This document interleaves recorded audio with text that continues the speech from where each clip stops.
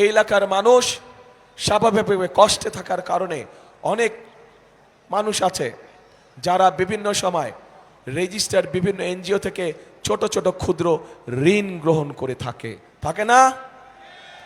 অনেক মানুষ কিন্তু ছোট ছোট ঋণ গ্রহণ করেছে, ক্ষুদ্র ঋণ গ্রহণ করেছে তারা।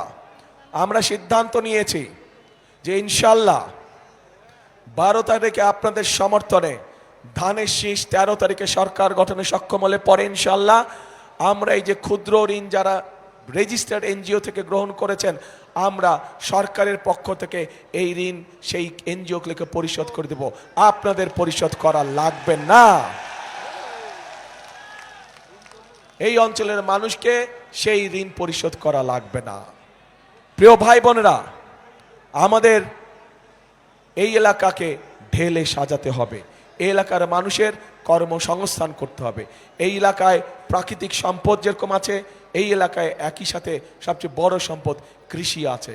কাজেই আমরা যদি বাংলাদেশের খুলনা অঞ্চল, বাংলাদেশের চট্টগ্রাম অঞ্চল সহ ঢাকা অঞ্চল সহ যদি ইন্ডাস্ট্রিয়াল বেল্ট হতে পারে, তাহলে অবশ্যই কেন এই রংপুর বিভাগ সহ রংপুর, দিনাজপুর, ঠাকুরগাঁও, পঞ্চগড় এলাকায় কেন তাহলে কৃষিজাত পণ্যের ইন্ডাস্ট্রি হবে না? আমরা পরিকল্পনা গ্রহণ করেছি যে ইনশাল্লাহ 13 তারিখে বিএনপি সরকার গঠন করলে পরে আমরা কৃষিজাত পণ্যের যারা ব্যবসা বাণিজ্য করেন, যাদের ইন্ডাস্ট্রি আছে, তাদেরকে আমরা বিশেষ সুবিধা দেব, যাতে করে তারা এই এলাকায় এসে তাদের নতুন মিল ফ্যাক্টরি স্থাপনের কাজ শুরু করেন। তার ফলে এই এলাকার মানুষ কর্মসংস্থানের সুযোগ পাবে। শুধু তাই নয়, আমাদের দেশে বর্তমানে বহু তরুণ যুবক মানুষ আছে, যুব সমাজের মানুষ আছে যারা আইটিতে কাজ করে, যারা কম্পিউটার আইটিতে কাজ করে। আইটি কোম্পানি যেগুলো আছে, তারা যদি এইখানে এসে তাদের কোম্পানিগুলো স্থাপন করে এবং এই এলাকার ছেলে মেয়েদেরকে যারা আইটিতে কাজ করতে পারে তাদেরকে সেখানে চাকরি বাকরির ব্যবস্থা করে দেয়, তাহলে তাদেরকে সেই কোম্পানিগুলোকে আমরা একটি নির্দিষ্ট মেয়াদ পর্যন্ত করের ছাড় দিব, যাতে করে এই এলাকার মানুষ, এই এলাকার সন্তানেরা যাতে করে কর্মসংস্থানের ব্যবস্থা করতে পারে। প্রিয় ভাই বোনেরা, আমরা যদি এই কাজগুলো করতে পারি, এই কাজগুলো করার মাধ্যমে আমরা আবু সাইদের স্বপ্নের একটি অংশ, তার আত্মত্যাগের একটি অংশ আমরা পূরণ করতে পারবো। কিন্তু বড় যেই অংশটি রয়ে যাবে বাকি, সেটা হচ্ছে এই দেশের মানুষের রাজনৈতিক অধিকারকে ফিরিয়ে আনা। ঠিক, এই দেশের মানুষের অধিকারকে যদি ফিরিয়ে আনতে হয়, তাহলে আমরা একা পারবো না। কারণ 2024 সালে 5ই আগস্ট যে পরিবর্তন হয়েছিল, সেই পরিবর্তনের কোনো রাজনৈতিক দলের দ্বারা হয় নাই, কোনো নির্দিষ্ট কোনো রাজনৈতিক দলের দ্বারা হয় নাই।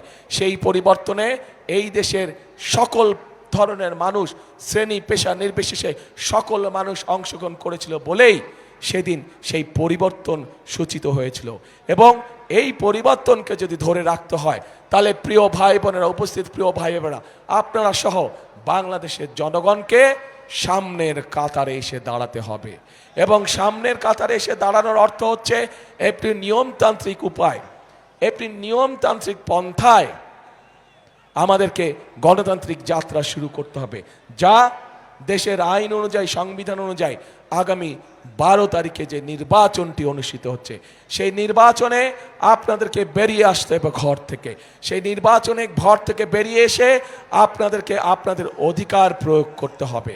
এবং এই অধিকার প্রয়োগ করার মাধ্যমেই আপনারা সঠিক ব্যক্তিদেরকে নির্বাচিত করবেন, যারা আপনাদের এই এলাকার উন্নয়নের জন্য কাজ করবে। প্রিয় ভাই বোনেরা, আমাদের দেশের জনসংখ্যার অর্ধেক হচ্ছে নারী। এই অর্ধেক নারী সমাজকে আমরা যদি পিছনে ফেলে রাখি, সাথে না নেই, তাদেরকে যদি অর্থনীতির অংশে পরিণত না করি, তাহলে কোনোভাবেই দেশকে সামনে এগিয়ে নিয়ে যাওয়া সম্ভব নয়। সম্ভব হবে না।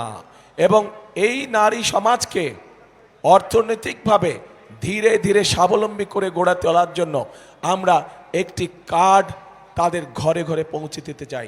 প্রত্যেক গৃহিণী বা প্রত্যেক মায়ের কাছে আমরা ফ্যামিলি কার্ড নামে একটি কার্ড পৌঁছে দিতে চাই, যেই কার্ডের মাধ্যমে আমরা প্রত্যেকটি পরিবারকে প্রত্যেকটি পরিবারকে, এটি কোনো দলমত না, দলমত নির্বিশেষে সকল মা সকল গৃহিণী এই কার্ডটি পাবে।